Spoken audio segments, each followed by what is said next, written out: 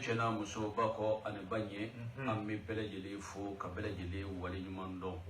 la dala kola sibiru sibiri min yini jemu kanye akene bisigi araju macha FM la yasa min ye kuna funi gafu kono koyi kase ka da min ye fasu de bele jele kluka mukai sigi kunte dore ye min ye mali ale yɛrɛ kɔnɔna kungango kibaruyaw ye malidenw u bɛ se k'u to u sigiyɔrɔ na cogo min na mun de bɛ mali kɔnɔ nin waati na min kɔni ye gɛlɛya jumɛn bɛ jamana kɔnɔ nɔgɔya jumɛn bɛ jamana kɔnɔ jamukan in de bɛ kɛ sababu ye min ye kunnafoni jɛlen hakika a k'a ta k'a di malidenw ma bita ala y'a gɛrɛjɛgɛ don maa fila la maa fɔlɔ o ye ne yɛrɛ Mamadi Bakɔrɔba Konate ye nka nin bɛɛ ko MB ka baara fa filanan min ye Solomani Ayidara Serifukɛ kɛ fo ka ne ye Serifu nisɔndiyalen ye dɔrɔn i b'a sɔrɔ ayiwa o bɔra dumuni kɛyɔrɔ dɔ la ka ma dɔ in dun ye sa dɔ in dun ye o t'i kɔnɔ ne ka bɔ foyi t'o la n'an bɔtɔ tɛ dɔ dun yɔrɔ la an taatɔla don dɔ dun yɔrɔ la alhamdulilayi hakili bɛna dɔ in de ayi o tɛ yen min ye nɛgɛ karafe ye ale bɛ filaw de bolo Jawoyi Jalo an b'a fɔ ka waleɲuman dɔn min ye jasanuma ye k'a ta k'a cari min ye kunnafoni disira kɔrɔw sanfɛ réseaux sociaux an ka page Facebook i b'a taper Radio Macha FM ni y'o taper sisan i bɛ Solomani Ayidara ale ni Mamadi Bakɔrɔba Konate MB ka baara fa i b'an sigilen ye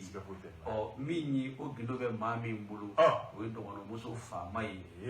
ni o ye Fatumata Tapili ye Sikɔrɔninkɔ ka Fatumata Tapili an b'a fɔ k'a waleɲuman dɔn Serifukɛ i tɛ foli bila lamɛnbaaw ni kanubaw la Mamadi foli ni waleɲuman dɔn o y'o ta ye waati fɛnɛ koronnen don ne b'a segin ma joona Jati Serifukɛ ne bɛ ndɛgɛ don ka bɔ ni sɛbɛn ye sɛbɛn min ni o b'a wele ko le nouveau réveil le nouveau réveil ale kumanen don dɛ Solomani Ayidara Serifukɛ an m'a ye k'a fɔ min ye nin jɔ fɔra ɲɛ in kɔnɔ a yira k'a fɔ min ye Burukina jamana ɲɛmaa ye ni o ye Paul Henri Sandaogo Damiba ale kɔni nana an ka faso Maliba kɔnɔ dɛ Serifukɛ fasirikɛbaa y'a yira k'a fɔ ko nin y'a siɲɛ fɔlɔ ye min ye Burukina jamana ɲɛmaa ni o ye Paul Henri Sandaogo Damiba ye kab'a ye fangajaso kɔni kɛ min ye janvier kalo tile 24 tɛmɛnen ye san 2022 Serifukɛ ko fɔ ka n'a bila nin waati kɔni na min ye Burukina jamana ɲɛmaa kura ye ni sɔrɔsi don a kɔni kuma taama mina kɔni da ka bɔ Burukina kɔnɔ Serifukɛ ko nin kɔni kɛra siɲɛ fɔlɔ ye min ye Burukina jamana ɲɛmaa ye a ka bɔ Burukina ka na jamana wɛrɛ kɔnɔ wa o siɲɛ fɔlɔ yɛrɛ min ye o kɛra Mali ye Serifukɛ y'a yira k'a fɔ sa min ye Burukina jamana ɲɛmaa ye Paul Henri Sandaogo Damiba ye ale kɔni nana cun min ye Bamakɔ pankurunjigin kɛnɛba la président Modibo Keita maa min na sa n'a kɔni joona sa a yira k'a fɔ colonel Asimu Goyita min ye ani farajɛla fanga ɲɛmaa tɔw u bɛɛ lajɛlen bɔra i n'a fɔ ko kɔnɔkulu ka sababuya kɛ min ye Mali ye jatigiya jamana don bonya ni karama jamana don o kɔni dara min ye Burukina jamana ɲɛmaa ka taa bisimilayi o yɔrɔ kɔni na sa a ka pankuru kɔni na ni cun canjala min ye aéroport Modibo Keita la Bamakɔ yan o kɔni kɛlen sa Burukina jamana ɲɛmaa a ye fɛɛrɛ ni dabali kɔni kɛ ka taama dɔɔni ka si colonel Asimu Goyita ma Serifukɛ min ye Burukina jamana ɲɛmaa ye kab'a ma se colonel Asimu Goyita ma a y'a tɛgɛ kɔni bɔ ka ɲɛsin colonel Asimu Goyita ma tɛgɛ in bɔ kun tɛ dɔwɛrɛ dɛ colonel Asimu Goyita a k'a yɛrɛ tɛgɛ minɛ nka Serifukɛ min nana kɛ dabali bango ye min ye colonel Asimu Goyita ye a sinna k'i tɛgɛ kuru ka se Burukina jamana ɲɛmaa ma ten Ukalesa min wani ma chamani kuma chama wani vo yelma Colonel Asimi Goita amada Burkina jamana nyema de lawa no kala sababu na ma tegade abwa a min wani nye ma chama wani nye hakilla fo ma chama bele be olu Colonel Asimi Goita fo ka wala nyimando ko Asimi Goita abe joro min na ni wati na e ka ma ngada ma shila fatrika ba ya jira ka fosa min nye Burkina jamana nyema yi ko ma bi yere nyininga aname mudela anga mali kono ko yelma Burkina jamana nyema anane dudu kana jatemine koninge kasabwa ke minyi mali furajala fanga ka bara utabulu yi kere nyana minyi lakana ale bina kuka ka yime ka fo minyi mali fintela ka yi ku ubeka sanzoro ko yelma Burkina jamana nyema anaku di yi ku yiwa a minyi nyingale tomi yi ka be u yorola ko wano temena ka bui ko ma yere bi yere nyininga Burkina jamana nyema aywa anyebe mali furajala fanga nyemo ka bara utabulu la yelma aba feka na minyi mali furajala fanga nyemo kulu ka doniya nyini ka fara ayreta ka wa yasa ale yere bise ka minyi sebaya soro minyi jatiga wale kebo ka asiri keba Sulmani Aidara Sherefu ke aya yira ka fo ko ni woni ko ni ye dabali bangwi ka sababu yake min woni ye ni nyama na nyema fla a uka yeto nu kwa kungili na utekelenye de minyi uka nyiunu ka jugu a ku tekelenye de keba ye ka fo minyi Burkina Faso a ale de ni Faransi jamana ka suru ko sebele wa Mali sigata la fio Mali ale de yusi jamana a olu de bolo be nyom bolo minyi fadinya o be minyi yusi ale ni Faransi jeni wade labayina ko yerma ma minga hagililai Faransi ka hagililai ani ma minga hagililai minyi yusi ka hagililai ko yerma o be na nyonye wa a minyi nyingale to miye o be o yoro ko nasa ko nga minyi Burkina jamana nyamai ani Colonel Asimi Goita ka nyonye ko mbani aya yira ka fo ale na ko kunde dorai Mali ale ni Burkina jamana minyi abele gele yikilinyi kamni ye kunungo Mali ka here a Burkina ka here do minyi Mali ka toro ye ko fene ye Burkina ka torai ko na manya ka fo jugu mi me Mali la o jugu kele fene be Burkina Faso la de dore minyi jatiga wale kebo ulu be wuli ka jola ni wati na ale na ko ni minyi fanga obiseka faranyonga chogomina yasa minyi beni kilinya obiseka sabati chogomina minyi Mali alende Burkina ni nyonje no biseka fanga okenyonga minyi lakana ye obiseka sanzoro chogomina utabele ko babui minyi mani akuyera ka fo wa kitemelo na Mali ale yere sama ka bo minyi farafina chejenga jamana duru uluka minyi faranyonga jegulu mimi na biwele jusen Sahel asogwa ke minyi kujiten Sahel sheriau o chamanzo soraka na Mali ko nga fafe o Mali ko nya yi ka fo na manye ka fo Mali to nenyi bunyete anga Mali ka haketi di ama ale ni minyi frajala fama nyamo yi ka olu yi Mali sama ka bo jusen Sahel la Burkina Faso jamana nyama ka na ku do fene kunyi ka seka si ka fo ke ani Colonel Asimi Goita ni nyonje yasa Mali ale bi seka seka do minyi jusen Sahel la ni wati woni na je katsa ele kondo asirke ba ko ya ira ka fo Burkina jamana nyama ka bole ya ka yi kunda minyi koro warika ni Alassane Dramane Ouattara ani o fene nyonyi okonga ko mi ngoni ni fatrike ba ko ni ngani to mi mizigi ko yele ma Mali bi se ka danaya da Burkina Faso jamana nyama kawa ni ngani to mi ko ni ndura ni yora ngoni na ne pasiri ngoni sebina le nouveau réveil ko bele jelife mimaba olu fini fana o fene o teba ni ye alisa ibora idabora kuma mina ni ka neshi Mali jamana nyema wa alere ko ni ye ma do fene no ye Jonathan Goodluck na fora chokoroba Nigeria ay watani kasigi o keba akelo ye wati temolo na Mali aleni anga kriya tombi mbe video ni nyonche bi ambe wati mina makro ko asigna ko ko ni kana Mali la ka beni septembre ko ni wora de ay wa anale Truge daraka du so wada na de truge ti kuma tambe ko mi kuma ne truge to ka kuma fo mi goro mi yere nga aso modala mo inde ka boy fa ya wi kende aiwa parce que nya fotoga mina aiwa ina komi ani ministry anga ministry mi yere ni ale ka bara benimbe malide munu be koka aiwa oluka ko nyene bolima aiwa kabla ale kera no ablayi no oye ablayi jobi barika daka ablayi jobi ale be tamala aiwa o kama bara mi kan ke o ka ministry so to la aiwa ni ministry ko ni na ko bara nunu ko lu be fra ndonka ale ni no ye chokoroba go Jonathan Goodluck ye nyonye aiwa o temelere ko ni kofe ile aika fo Jonathan Goodluck ani akliba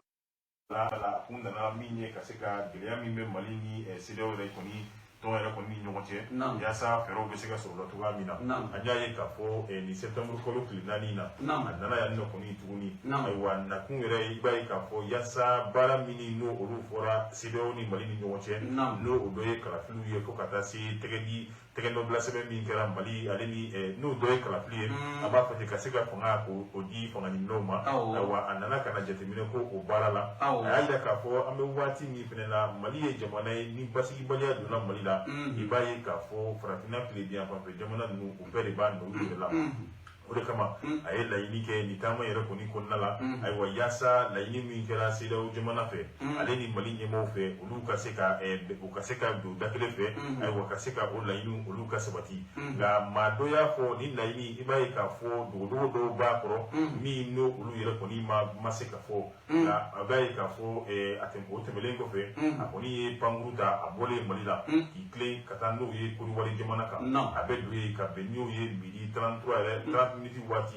aiwa o de kama ayira ka fo mami ye ko wali minute mi me no be tujo bina ni konontona ni saba re borala aiwa ma do yi re ni ka yalima foreign nyasimbe aleka laini bolen ko kala yalima ma ko fole no ye Jonathan Goodluck sideo yere ka chefo ba alini kambe ba malini sideo ni ngoche aiwa aleka nali kuma mi fora ni olu madda keneka aw ka kila ka bom mali la dro ki kunda ko wali jamana ka ma be se ka ire nyiniga yalima ma binan ni kononto mi ni sababoro la yalima olu kunga ko kuyara amana ko fenela wa pasiri keba ni ye baba damble on di mimbo nouvelle horizon kondala Baba Damile Amafo, Mini Nouvelle Horizon Fatri Jakulu Belajili, Amufoku, Walimando, never negado Kaboni, 7 years, 7 minutes, Uba, Willy Soda,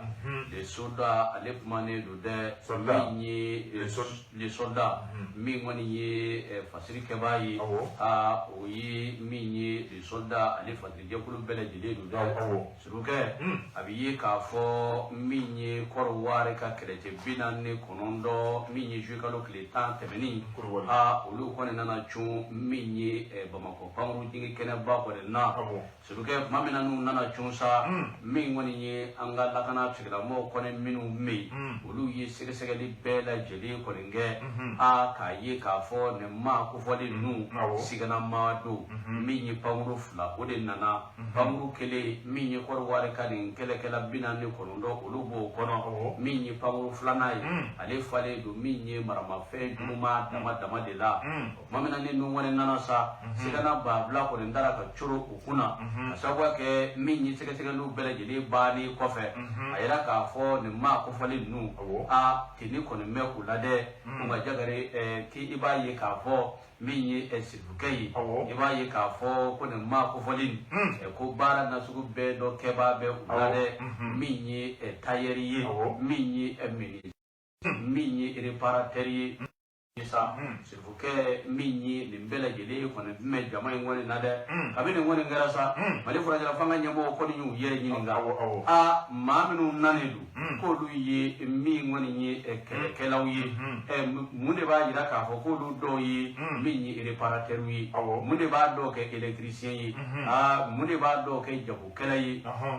mi ngone yi sifuke ni mu ko sebe koro kamanaga woni kelesa minyi mali kiri tigala mawi olu ye le ve ngone mene ubulu fla ko na kasi ko bla kiri tigala mo ka bulu ka bla le ko minyi kiri tigala mo ka bulu ko ngasa mali kiri tigala mo ka sege sege li bele jili bani ko fe olu ye ga fe kere ngere ni ngira ga fe kere ngere ni te dorele u ya fo ka no boala minyi ko do ware kan kele ke binan ne ko do min nana mali ko no ko kuma fe ka dangari mali ale yere ka mali yala o ko ngere sa ye fere ne dabali ko nge min ni ku datu sonu ga kiru doche o de higumu kono sa siruke min ni signyanya mime mali ni kor wari ni nyonje a furu mime mali ni kor wari ni nyonje min ni jega bara mime mali ni kor wari ni nyonje ayira ka fo min ni ma chamanyi lu yi sabara ko ndo usila ya sa min ni chebe ni kambe mali ni kor wari u kana si nyomo a muguchi akanata wulu ulade o de sira tigala sa mi ngoni nye Senegal jamana nyema Macky Sall ale koni nana sa ale ka nane kono Macky Sall koni ya nyinu fe ka fere ne dabali koni nge a mi nye koro wari kani kele ke bina ne kono ndo yi o bisika bla bla chugo mi na beni kilinya kono ngoro Macky Sall koni nana wuli ka joke akila jigina min ye farafina kele tomba ni o ino africani ale nyama ya be min ye Senegal fama de bolo ni o ye Macky Sall ga dali kofe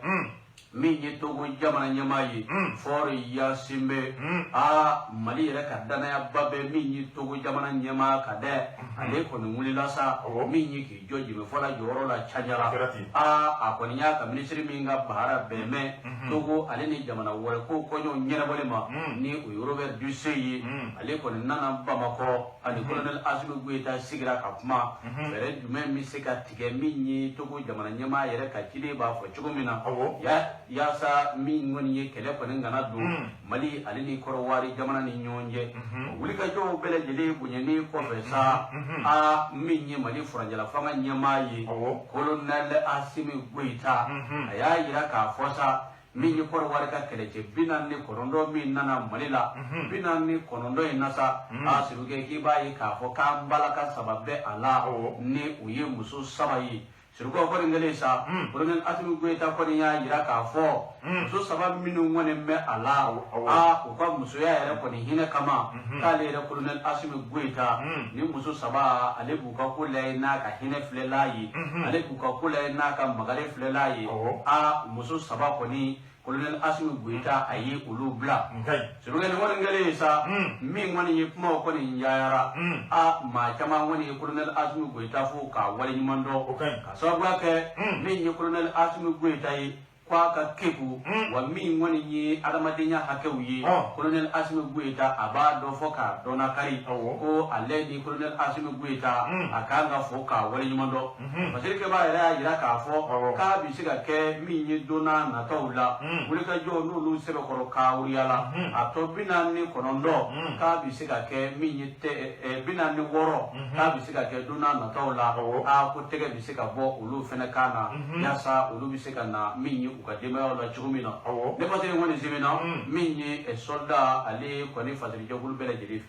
ame solda pasri be pour ma bele jeli ko mamadi bogorba konati ambe siga ka aywa taninka sigi aywa ngat ko be boni masuno kulu koni ko be anola aywa min ye ambe talike kabeni almay jekulu kele jemu be malila no aywa seben koni solde moko luka bolendo krenkrenya la mami ya sebe oye alaji Mamadou Gaba ale ka tegeno du aya yira ka fo minye ka se ka fo barkani ka mi do mina almen de ku ya yira ka fo fo barkani yere ibai ka fo o joro ba o de kumbe ministre re kon nala ali no ya so barkani yere to se mete ministre re kon kono ibai ka fo ko barkani de kun joro ka bo o ka bara nuna minye panguru ye ka beni avion de chasse ye ale ni hélicoptère d'ataku ay wa ko France de be o singe oluma fo kata se minye kreya ta siraye ay wa France le kun jole mene ni ko nu yere ko ni be ibai ka fo hôpital équipé ay wa mon kera gawo sa Olivier Salgado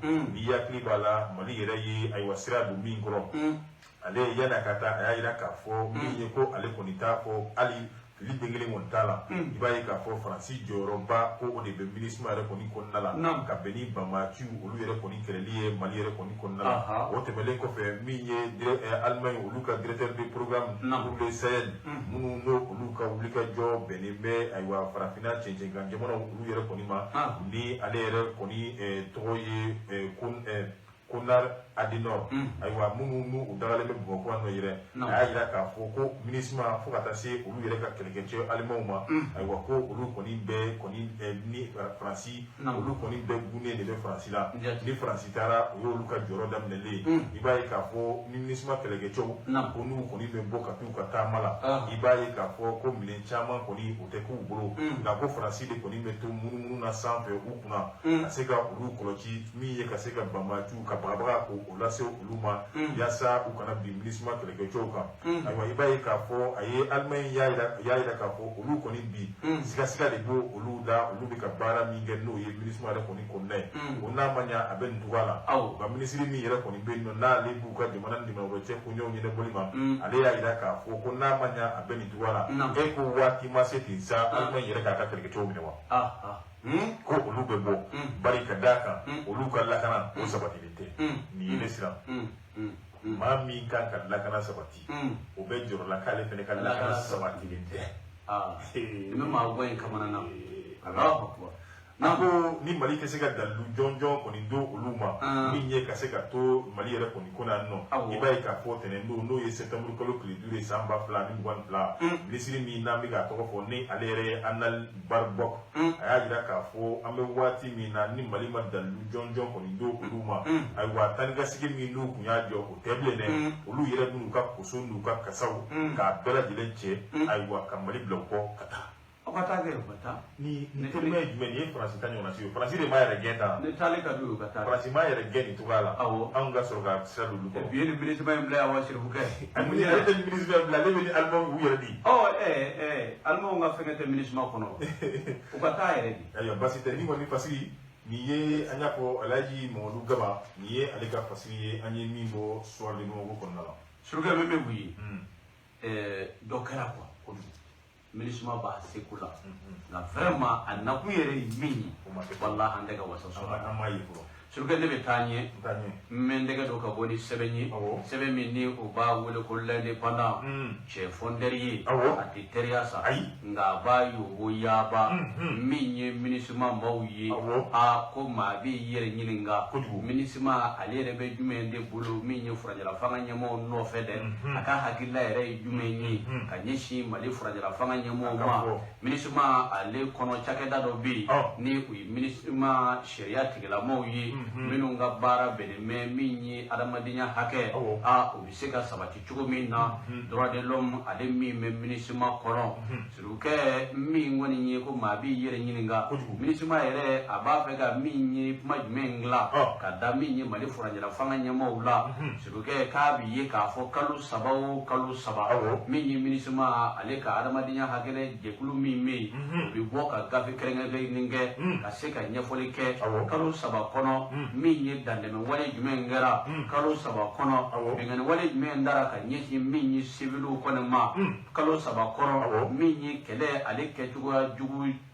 natugu joli kera wa ulu de wulu fara nyonga sa aseka oke gabe keregere linyi aseka minye kuna fuli dike oka siruke minisuma mau kalu saba temeni ni njwa furaje ngono mi ngoni nyi uyoka gafe kono mbo ka da tanyali gafe ngoni ngono sa uya jira ka fo minye male fini tigala ka uye dandeme wale minge abeta se keme woro ane bishi kine flama siruke okone ngono sa ki baye ka fo mali sorachi ku yi civil keme saba aleta ni wolovla ku yi olu de bone unina wa minye adamadinya hage e burujale minge akono a ko biti jo keme nani ane bi woro ane wolovla nasa woni siratigala sa ministre mo ya yira ka fo a ko mali finitigala kaw ubeka keleke kechugo mi ngone na minye adamadinya hage yi aka be ka buruja akono de minye ko bimbe ka ke mali de na masumale do koninga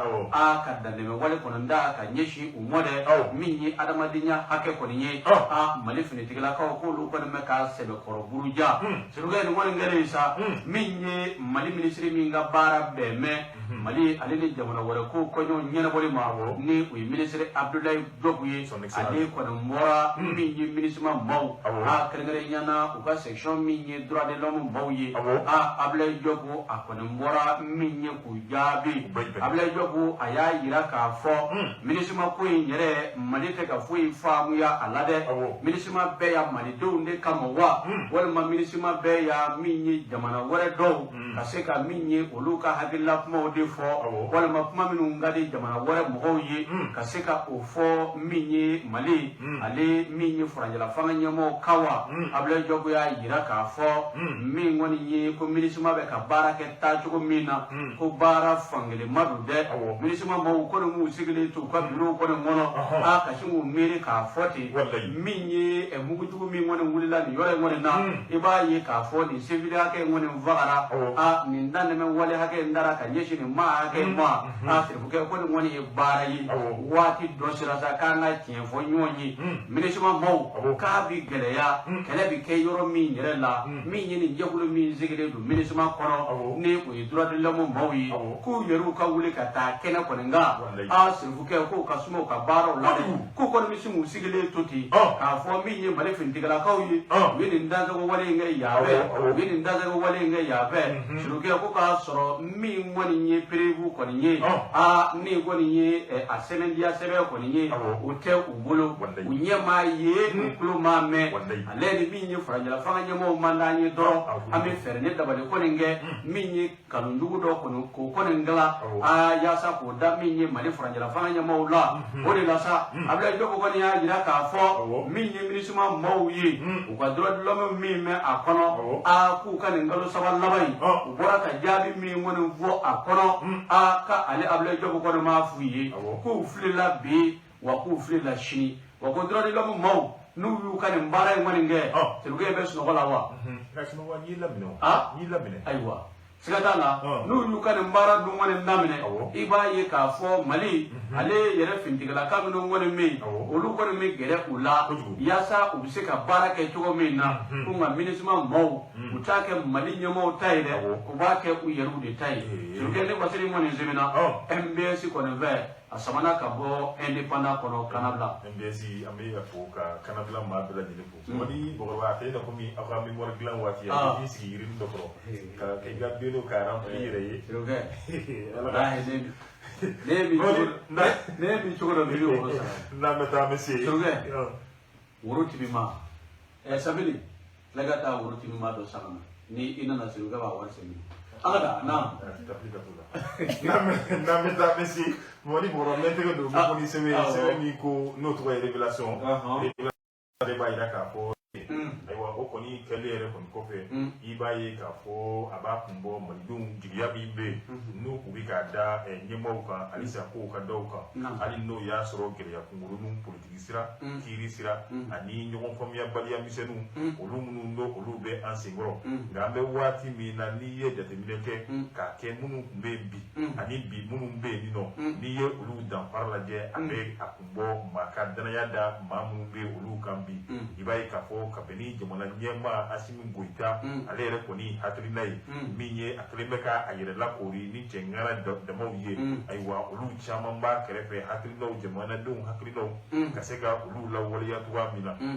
o ma ban nuna bi ibina ye ka fo na fora Sadio Kamara ma bela jeli ko ni badon jemindo aywa atiyo jemindo na fora anka ke Mali yere ko ni tokola benye bala aywa akoni ye tibike ka tibita bake Mali yere ko ni tokola ibaye ka fo bi du ni ye Sadio Kamara to fu jela aywa o be buli aywa buli mi ni aywa sintabara re na nyo ou soro fo ou tonere la bali kadaka avion mi alu be sans no ye panguru ye fo kata se krekecho unuka malfa kro wa munu ye dire génération ye olu de keleme sababu ye ka fajugu ko tika bo jugu yere ko ni la bi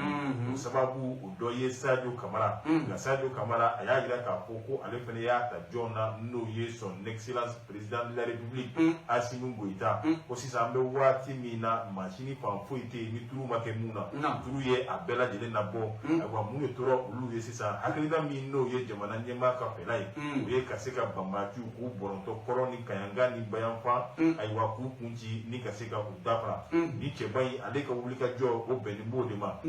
i b'a ye k'a fɔ a ye sɔnni o sɔnni jateminɛw bɛ kɛ Mali kɛlɛkɛminɛw na ayiwa k'a lajɛ mun n'o kan ka fara kan ayiwa jumɛnw n'olu kan ka yɛlɛma ayiwa minɛn kura jumɛn anw mako b'o olu la ayiwa ale kɔni ka wuli ka jɔ a n'a ka baara o kɔni o bɛnnen b'o ma parce que sɛbɛnbaga o de ye Amadu T Dansogo ye an ye min bɔ révélation kɔnɔna la. Révélation fadiri jagulu maw o dugule ka dakene ka amu fo ku wali mando ke ne be ndege do ka boni sebenyi sebe minni u ba wuli ku nouvelle horizon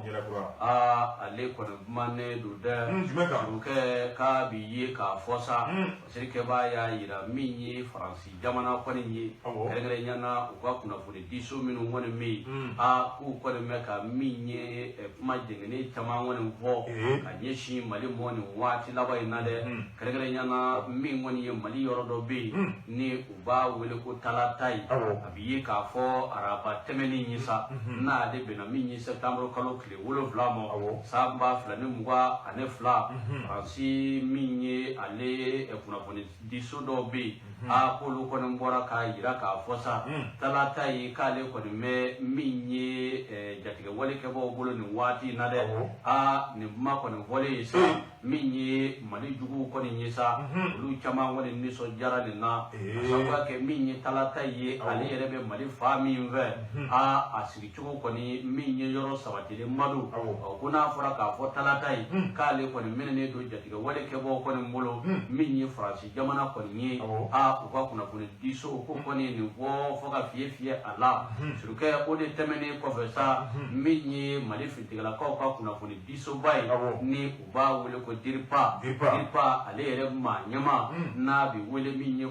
colonel Sulemani Damele awo minye colonel Sulemani Damele ale kono mbora minye ni manye kanga ndiya siruke aya yira ka fo Mali be yoro mi nabi abi gele ka fo minye jatige wale kebo ukata yoro do kono minye colonel fatala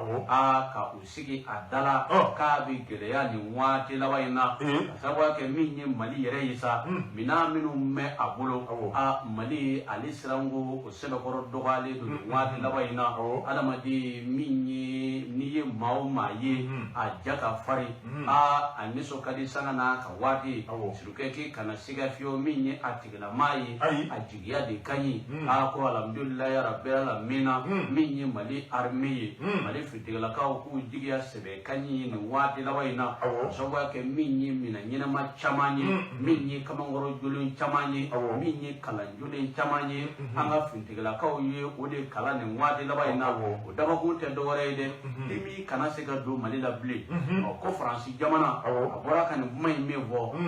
diriba ma nyama colonel Sulemani Damele aya yira ka fo ko ni mai chente bi wa chente shini ko ni de dore ye minye ngarunjugo ko dladla kase ko da minye Mali ko ni nasa ko wa ko ni ngako fenete dore ye minye galabu mimme Mali fintigala kaula kase ka o galabu kare chugo mina bodi sira tigala sa minye diriba ma nyama aya yira ka fo ko tuma mina minye jatiga wale keba mawye ni uye ejesi mawye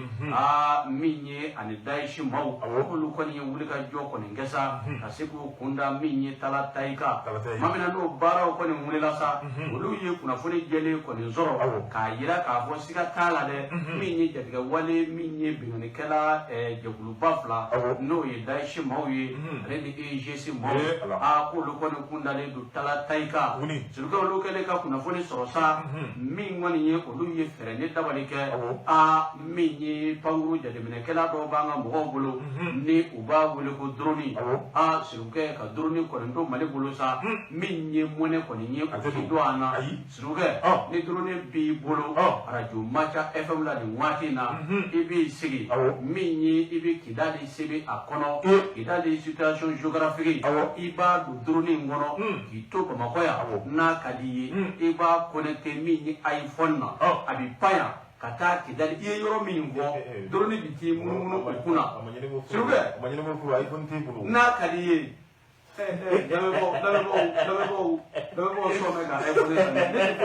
iPhone tebulo eko ne kinye mo drone kola sa kinye mo drone kola woni dawle ba mu ladi ko bi wole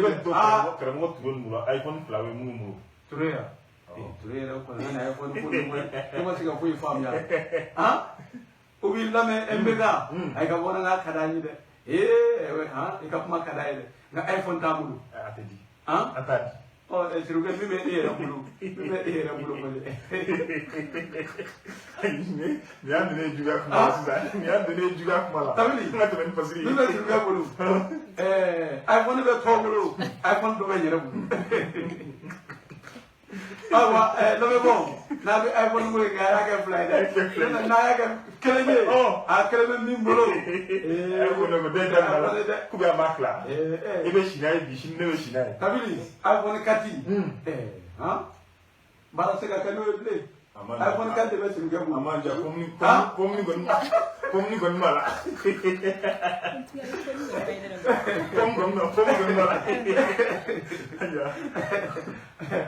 Siruga. Donc iPhone yere sa pomni de je ma ko da.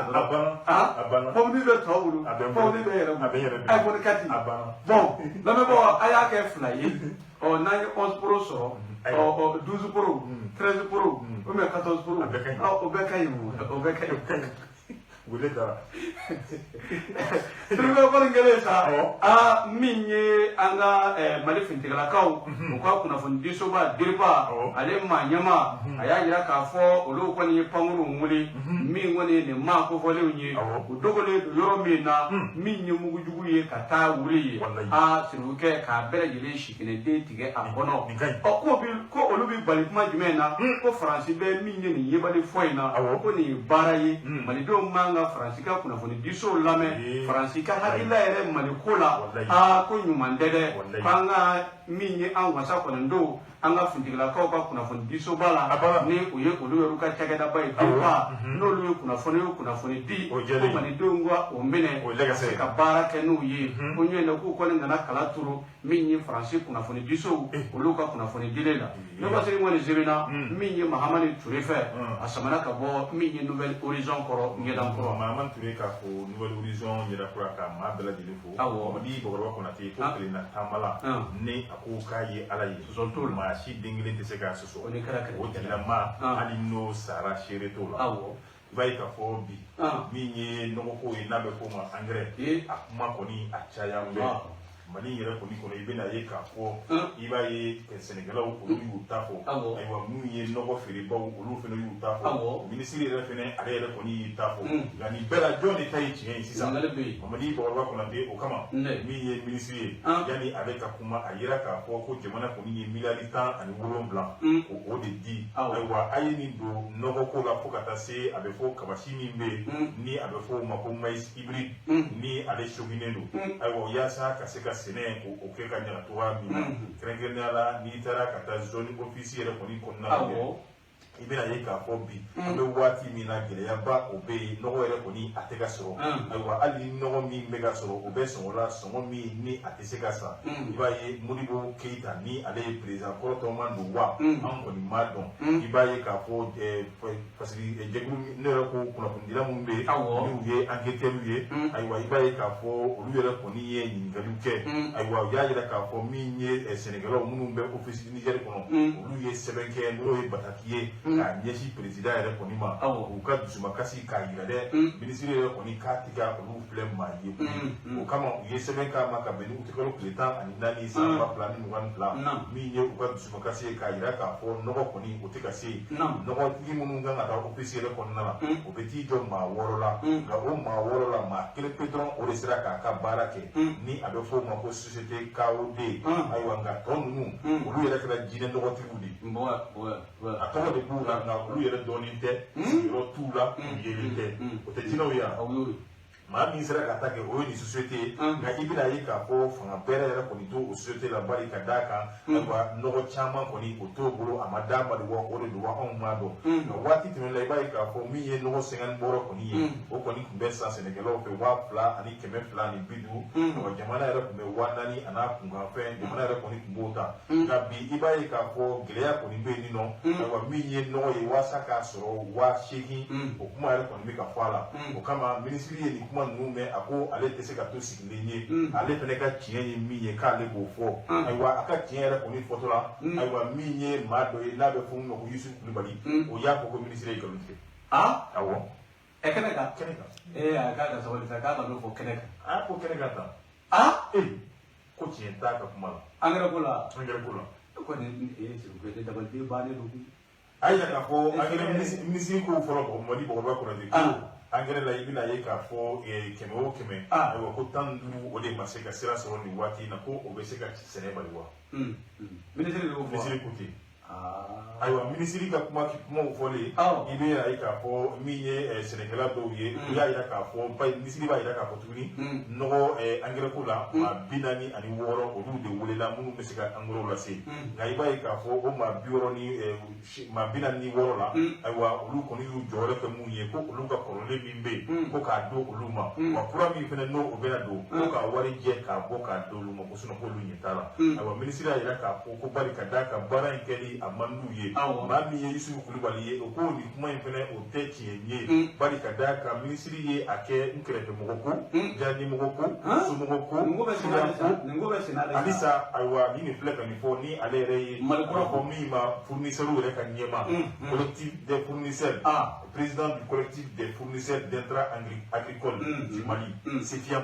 ale de ye nin fɔ nin fɔcogoya la tan ayiwa ko bari ka d'a kan a bɛ k'a di a nagakɔrɔmɔgɔw olu de ma minnu n'o olu yɛrɛ kɔni tɛ baara in u t'a ɲɛdɔn o de kɛra sababu ye hali u taara k'u bɛ taa juru ɲini bankiw fɛ bankiw ko an t'a di bi sini an t'a di bi sini kɛnɛ a tɛ sɔrɔ bari danaya tɛ yen a tɛ sɔrɔ ayiwa o min kɛra bi i b'a ye k'a fɔ o de kɛlen bɛ gɛlɛyaba yɛrɛ ye anw ka angɛrɛ ko ministre yɛrɛ tɔgɔ dɛ ministre Modibo Keyita tɛ président kɔrɔ o la ni ɲininka ko président kɔrɔ tɔ man don wa nin ne fa ye dɛ Keyita Konate kɔrɔba dɔ nin bɛɛ ye kelen ye maninka yɛrɛ fɛnɛ tuma maninka ɲuman kɛla ka dɔgɔ dɛ ayi tafili ni ka kuma sera tafili de la ne ɲuman kɛla ne tɛ ɲuman kɛ dɛ i bɛ dɔɔnin kɛ i bɛ caman ayiwa i bɛna ye k'a fɔ min ye Yusuf Kulibali ye ale kɔni y'a yira k'a fɔ ten bi an bɛ waati min na olu ka kɔrɔlen bɛ o ma d'u ma kura fɛnɛ bɛ yen nɔ ka na fara o kan i b'a ye k'a fɔ halisa foyi ta tɛ ka bɔ sisi ka minɛ ayiwa ko olu ma banɛ i b'a ye k'a fɔ minisiri kɔni bɛ ka yira k'a fɔ ko nɔgɔ feerelaw ko olu banna olu ma ban n'a fɔra ko nɔgɔ i b'a ye waati tɛmɛnlenw na a fanba bɛɛ tun bɛ don n'o ye angɛrɛ minéraux ni o ye tubabu nɔgɔ ye an b'a fɔ cogoya min na nka ɲinɛ ko minisiri k'o de ko 100 o 109 k'o de bɛ kɛ tubabu nɔgɔ ye n'o bɛɛ bɛ kɛ nɔgɔjɛni olu ka baara dun ye ka tubabu nɔgɔ lase nin angɛrɛ ko in kɛra mɔnɛ ye k'an bɛ waati min na jamana ɲɛmɔgɔw u ka wuli bari ka d'a kan danaya o danaya bɛ jamana ɲɛmɔgɔw kan o ye k'a fɔ banbaaci kɛlɛ min bɛ sen na o danaya de bɛ ka to yen ko dɔw bɛ yen a bɛ ka to ten tɔ fɛn tɛ ka bɔ a la ayiwa ani jumɛn fɛnɛ tuguni i b'a ye k'a fɔ n'i y'a jateminɛ maa minnu ka danaya bɛ jamana ɲɛmɔgɔ ninnu kan a caman ye sɛnɛkɛlaw ye n'u u nana gɛlɛya don sɛnɛ yɛrɛ fɛnɛ na k'a bɛ kɛ ko wɛrɛ dɛ o ɲuman ye ko jamana ɲɛmɔgɔw ka wuli ka jɔ kɛ ani kɔɔriko min kɛra tɛmɛlen ko o bɛɛ danaya o tɔni o de bɛ yen halisa ko n'u ma sabali ayiwa parce que sɛnɛmaga o ye bɛɛ gido anw ye min bɔ le pays kɔnɔ bɛɛ gido an b'a fɔ le pays fasirijɛkulu mɔgɔw an b'o fɔ min ye informateur ale kumanen don dɛ halisa an ka jida sɛnɛ kan min ye Mali sɛnɛko ye a san 2022 a 2023 min ye sɛnɛkɛla caman kɔni ye sa k'olu kɔni y'a yira k'a fɔ min kɔni ye ko jaabi ɲuman tɛna sɔrɔ dɛ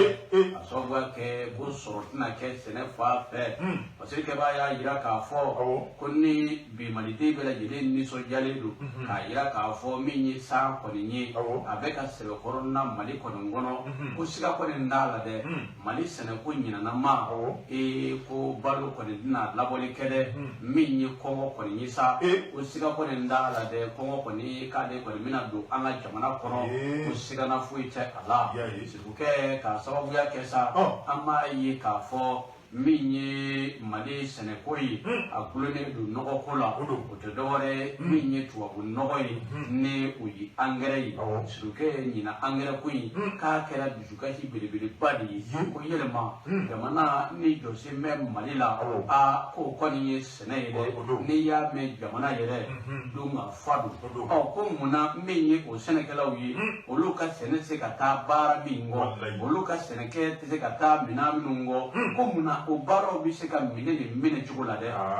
fasiri ke ba ko nya jira ka fo min ni ngale to mi ka be ni yoro ko na de ko ga sa wa ke wa ti temenu na min ni angere ko yi so ne ka se min ni so mi do na ere bule ko no mode fere ni tabali bi ke min ni appel d'offre ale bi ke ma mi no mi no bi angere ko yi nyedo ina fo min ni jaji bana nyana ina fo se do na tume na nyana olu ko mi wele sa min ni baro bara nyedo mbade bala kase ka bara la teme olu ka bolo ko ninga siruke ko ni akon na teme no olu ka bolo ko ninga amma ke chugu so ni juen kalo ko ninge ko ba so min ni no ko nana fo ka class ne kalo ni nyonje ko muna min ni juen kalo wati mo ko be wule ka ko lu be ta no nyini ko yele ma fele bodo ko ye wulu do ta do yiwa wa ko kabini ni no ko mo ni nabene na min ni ma hali duru tani ne chamanye famu ya kela chama ko lu ko ni ayira ka fo nyina min ni sene kala bi ku bi se ku min ni unni bo no ko ka de ka so gwa ke no ko ni ko so chugo ko ni de ala o ka de mina na chugo ko ni ngale asiri ke ba ya ayira ka fo min ni sene kala dobi kala na bi wele Mamadou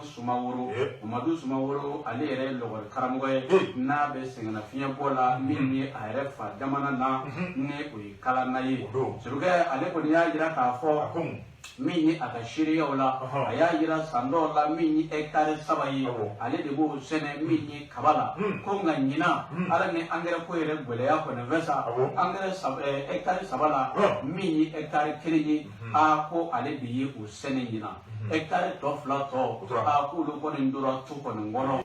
sa ko fura kɔni ma se ka sɔrɔ min ye angɛrɛ ko la o de sababu la sa a y'a jira k'a fɔ ko ale b'a ɲini min ye Fatumata Tabili Akatu awɔ ko o de la sa ko ale b'a ɲini min ye Furanjala fanga ɲɛmɔgɔ kɔni fɛ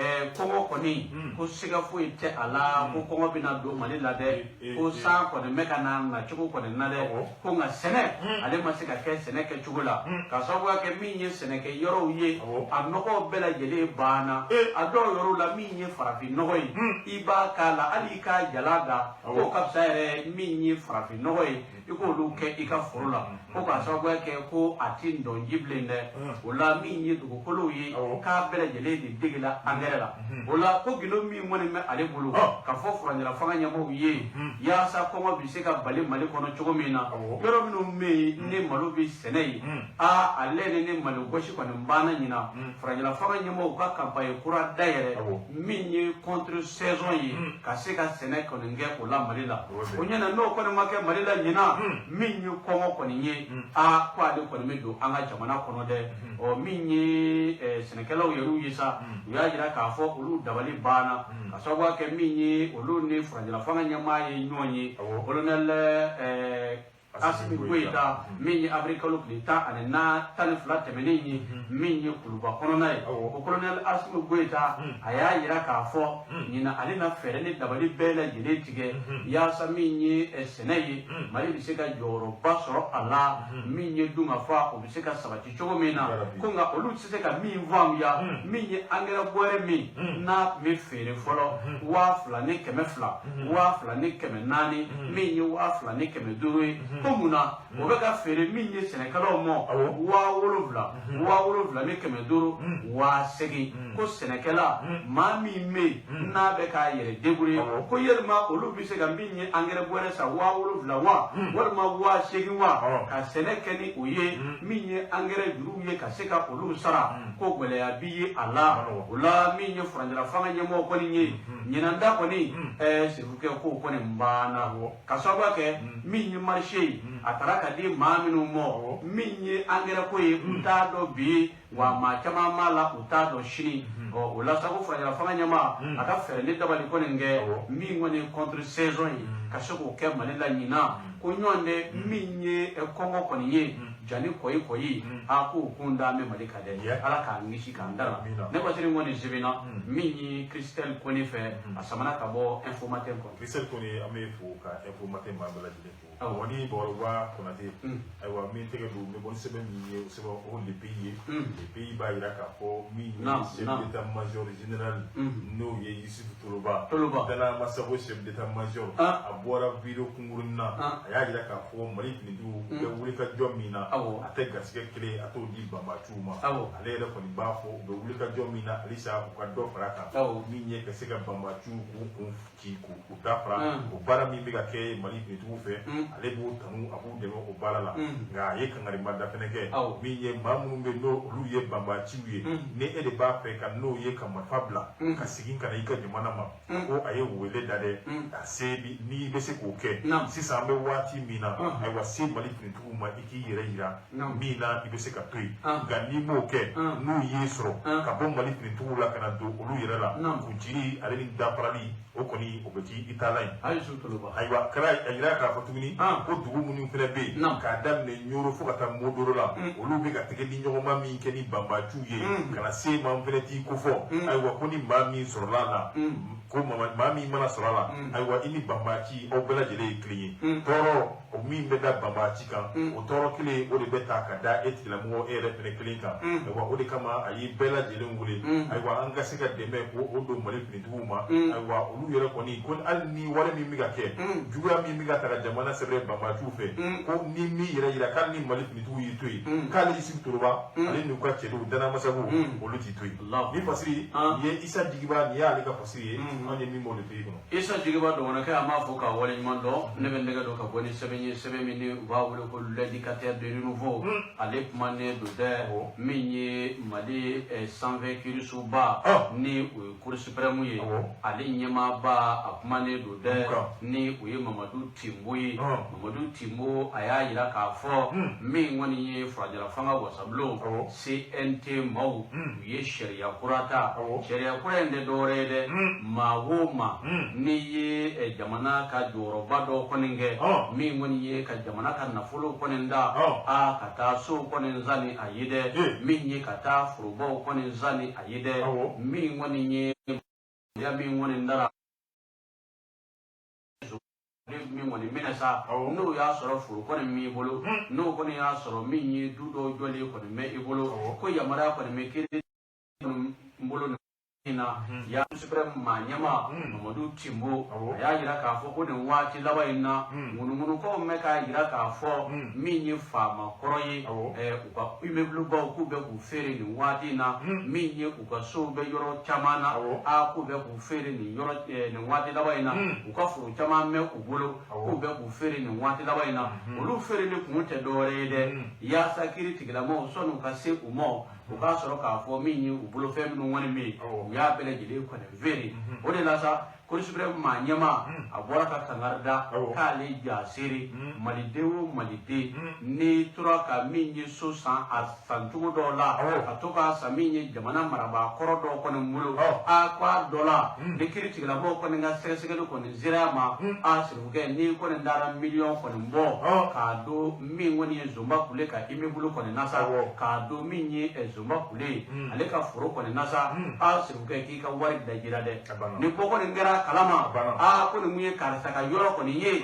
ya sa million gelewo ya sa milliard kelewo jamana ba boshila boshi ndigila ko ka so gwa ke zona bulufe sama ka bele gele kelenyi o de la ko supreme manyema Mamadou Timbo akon mbora kan ngana daka ko ninge kanyishi malite bele gele ko ma ne basiri woni jibina Seydou Jarafe asamana ka bo mi ni indicateur de nouveau Seydou Jarambe afo telala mali boro ko te ne mente ko tribune libru ale be mali bo ko meriba ni adama sangale waybai ka fo aye sigike sigi min konnala aye nyofoli chama ke abeni bo ko were ko ni tabule akodu ba sigi aywa abeni te bela duba sigi abe kodo ko fo aywa gwakele dutere gwakele mi ye keme woro ye mambo wari keme woro e kan ko sara aywa mi metase abe fo mi yere mako taxi to no ye taxi de développement ya saka sigida ko ulatanye ko fele keme woro e kan ko sara ame wati mi na ka beli septembre ko le fly aywa ko ni sigike sigi ni akera bara min kera sa 2021 kene ka siga ko lu nye fo mbaw nyina nye fo lu ko kɔnɔna la maaw ye ɲininkali kɛ ɲininkali taara nɔgɔ sira fɛ a y'a yira k'a fɔ ni ɲininkali in kɔni diyara ale a bɛna kɛ sababu ye ale bɛ se ka kunnafoni caman di malidenw ma u y'a yira k'a fɔ sugu nɔgɔlen don sigidaw yɛrɛ kɔni olu kuma tɛ ayiwa baarakɛyɔrɔ a bɛɛ lajɛlen fan bɛɛ de nɔgɔlen don ayiwa hali mairie yɛrɛ kɔni i b'a ye k'a fɔ ninnu yɛrɛ kɔni fɛnɛ nɔgɔlen don ayiwa i b'a ye k'a fɔ a y'a yira k'a fɔ bi an bɛ waati min na ayiwa ale kɔni ka nisɔndiya ko tɛ nin ye nin ye ale dusubasi kasi ko yɛrɛ de ye n'ale y'a ye k'a fɔ Bamako la ville coquette ko o de kɛla Bamako la ville maintenant du déchet ayiwa ɲamankolon de bɛ fantan ani naani bɛɛ lajɛlen na ayiwa ko nin ye ale yɛrɛ ma kumasoliba nka a bɛ delili kɛ malidenw fɛ ka tila k'a f'u ɲɛna an ka fara ɲɔgɔn kan mairie tɛ se jamana tɛ se fo jamanadenw k'u tɛgɛ don mairie ani jamana ɲɛmɔgɔw fɛ min ye baara ye a ka se ka kɛ cogoya min na ayiwa nin bɛɛ lajɛlen kɛnɛ ka gouverneur yɛrɛ fɛnɛ tun bɛ yen ale fɛnɛ y'a ka nisɔndiya yira mairie ye baara min kɛ nin ni a bɛ nin kɛ waati ni waati nin ka wusa a bɛ kunnafoni di ka se ka maaw bilasira bɛɛ jɔyɔrɔ ye min ye u ka se ka yira i la e y'i ka 100 sara wa ni bɔgɔ kɔnɔ ten Ibrahima ka pasi don an ye ko tribune woni on ma nga wara sara o on da ye semaine do afranya o bitu do ay wa bi mardi de idan da di e ba ko ha di nyep ni ba diga be di ko be di ba ko be di ba ko be di na wa e ta bo ko nya do Sruge, ne bɛ nɛgɛ don ka bɔ ni fasiri bi ni u b'a wele ko le reflet d'Afrique le reflet d'Afrique ale kumanen don dɛ min ye waati ale b'an kɔ kosɛbɛ min kɔni ye an bɛ taa an ka foroba kumayɔrɔw sanfɛ ni u ye réseaux sociaux ye min kɔni ye Sirifukɛ nin waati laban in na Mali réseaux sociaux ko k'a kɛ mɛ min ye gɛlɛya dajilaba de ye koyi ko k'a sababuya kɛ maa minnu bɛ réseaux sociaux sanfɛ n'u lakodɔnnen don kosɛbɛ les influenceurs, les influenceuses, s'il vous plaît, quoi, tu m'as dit, mais quand on a d'abord qu'on bourgeade, mais on y est démission, on a la mort, qu'on y est ça, t'es dit, ma beaucoup, on met Europe in l'année dernière, on met Europe in l'année dernière, mais on y est en la mort, ma chama mère de sociaux ça fait, ni mini ou suivre le Kosovo, nous la yale le Kosovo, mini ma million mille, ma bac me chama, au loup beka ma minu one la yasa, kaye meka for, au loup chama meka mini sirado konenda, siraminu me nani malit da bete cligné, sur lequel on est à mini TikTok sans fait bi, on est bora au sans fait, kata mini YouTube sans fait, ne bora au sans fait, kata Instagram sans fait, ne bora au sans fait, kata Facebook sans fait, sur lequel qui va y a for mini malit da be konye sa, quoi beka ba de me buruja ne zafe, koka sawa ke, mini bamusu nene blé,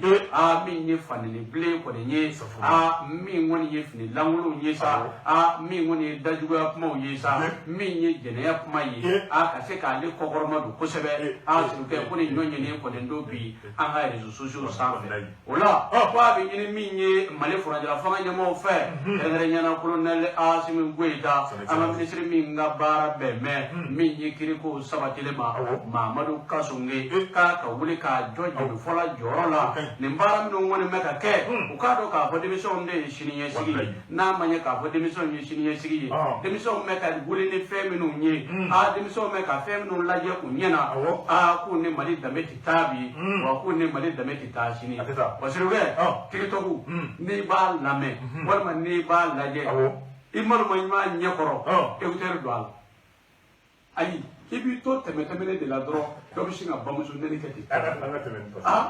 Ne bɔsiri ŋɔni zimina min ye Alimata Ture kɔni fɛ a samana ka bɔ min ye le reflet d'Afrique. Le reflet d'Afrique ka bɔ Alimata Ture o tɛ a se ka o fo ayiwa mɔni bɔgɔdɔ kɔnɔ teliyala ye mandat don min ye Mali joliden k'a kuma tɛ fɔ anw b'a fɔ la yan bi. Anw ka studio kɔnɔ i b'a ye k'a fɔ muso saba kun bɛ yen n'a bɛ fɔ minnu ma ko les sœurs Cissé olu ni Yara ayiwa i b'a ye kiiri tigilamɔgɔw kɔni kun tɛgɛ b'u olu kan ayiwa a kɛra kun min na anw t'o dɔn nka kabini septembre kalo tile 3 kɔni ye an bɛ waati min na kɔni kiiri tigilamɔgɔw y'u lajɛ ni ɲinɛ lajɛlan ye ayiwa ka se ka tɛgɛ b'u kan u bɛ se ka taa u ka denbaya la cogoya min na an y'a fɔ Aminata Cissé fo ka taa se Dɛdɛ Pulo Cissé ma ale ni Sara Yara bi an bɛ waati min na kiiri tigilamɔgɔw kɔni u tɛgɛ bɔr'u kan olu kun bisimila waati tɛmɛnlenw na o kun ye boli kɔnɔna ye bari ka d'a kan kiiri tigilamɔgɔw kun y'u minɛ i b'a ye waati tɛmɛnlenw na ayiwa a yera kiiri tigilamɔgɔw yɛrɛ kɔni fɔra ɲɔgɔn kɔ ma kofɔlen ninnu ka ko la ayiwa waati dɔ la deja ukun kan ka bɔ yɛrɛ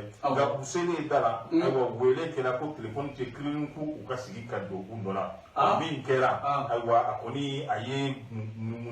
gɔngɔn o wulila fantan ani naani bɛɛ lajɛlen na ayiwa fo ka kɛ maa dɔ b'a la o yɛrɛ cɛ ye président yɛrɛ ka conseiller ye ayiwa ale yɛrɛ kɔni fɛnɛ ko n'a ma ɲa a bɛ nin cogoya la ale fɛnɛ kɔni ale bɛ baara yɛrɛ kɔni bila ale ka baara bila ayiwa o kɔni b'a to maa kofɔlen ninnu olu kɔni bilala dɛ nka an bɛ waati min na ayiwa kiiri tigilamɔgɔw olu kɔni ye yafa kɛ ninnu ma fɔlɔ liberté provisoire an bɛ t'o la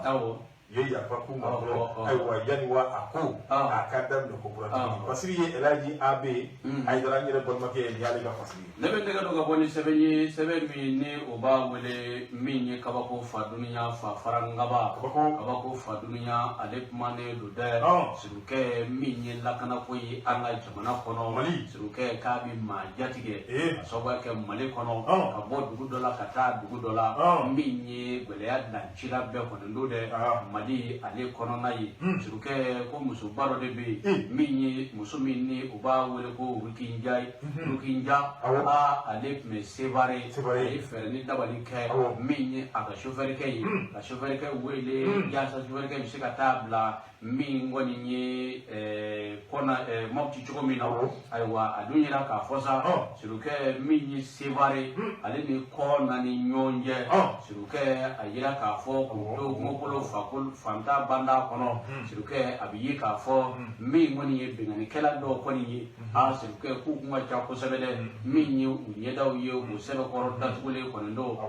ninnu ka mɔbili kun ka bɔ sa min kɔni ye mugu kɔni ye sa u ye mugu kɔni wuli mɔbili kɔni na ko ma ɲɛ min kɔni kɔ chauffeur-kɛ ale y'i jɔ min ye a yira k'a fɔ sa tuma min bɛ ka mugu in kɔni wuli a yira k'a fɔ dɔ de ka kisɛ o de ye min ye mɔbili vitre kɔni ji musoba min n'ale bɛ mɔbili kɔnɔ ni u b'a wele ko Rukinja ye min ye kisɛ ye ka sin ka taa kɛ ka min ye a kabili ni minɛ tɛ pataki surukɛ kɔni kɛlen mɔbili bɛ jɔyɔrɔ min na muso tora kun firifiri la a tora ɲɛjɛ bɛ tigɛ a tora joli bɛ bɔ a da fɛ joli bɛ bɔ a n'o kɔni fɛ joli bɛ ka bɔ a kulodɛgɛ kɔni fɛ surukɛ min ye muso kɔni ye o yɔrɔnin bɛɛ lajɛlen y'a diɲɛ to a ɲɛjɛ tigɛra surukɛw kɛlen min ye bingannikɛla ninnu ye halisa min ye u ma dan u ka kɛlen ma dɛ u ye wulikajɔ sabati min ye muso in kɔni ye sa sɛbɛnwari 60,000 o de tun bɛ muso in bolo min ye kannasiyɛnni min bɛ muso kan na u y'o bɛɛ lajɛlen bɔ a salen a bolola telefɔni k'o minɛ a la a ka chauffeur warimisɛnnin min bɛ u kun min ye ko 3,000 ni dɔɔni u y'o fɛnɛ bɔ u kun o tɛmɛnen kɔ ka bɔ yen chauffeur fɛnɛ ka telefɔni u y'o kɔni minɛ min kɔni ye ka sɔrɔ ka taa n'u ye tu kɔni kɔnɔ o la min ye Mali furanjɛla faga ɲɛmɔgɔw ye lakana tigilamaw wulikajɔ k'u ka dɔ fara a kan yaasa min ye malidenw ye a n'o bolofɛnw olu bɛ se ka min ye lakana cogo min na ne basiri nin ye Bugu Jara ka fasiri ye a samana ka bɔ min ye kabako fadunuya fa farangaba ni bɔgɔ kɔni kelen na ne bɛ tigɛ don kabako kelen ta kabako bɛ mun yira tuguni anw bɛ taa fɔ Siniwa jamana kan Siniwa jamana i b'a ye météo kɔni y'a jira k'a fɔ an bɛ waati min na ayiwa ko san kɔni o dɔrɔn tɛ san kaba o kɔni o bɛ jigin wurutututu ayiwa o min bɛɛ lajɛlen fɔra maa dɔ bɛ yen o bɛ kɛ ka bɛn ni ale yɛrɛ fɛnɛ ka kɔɲɔ don ye ni ale ye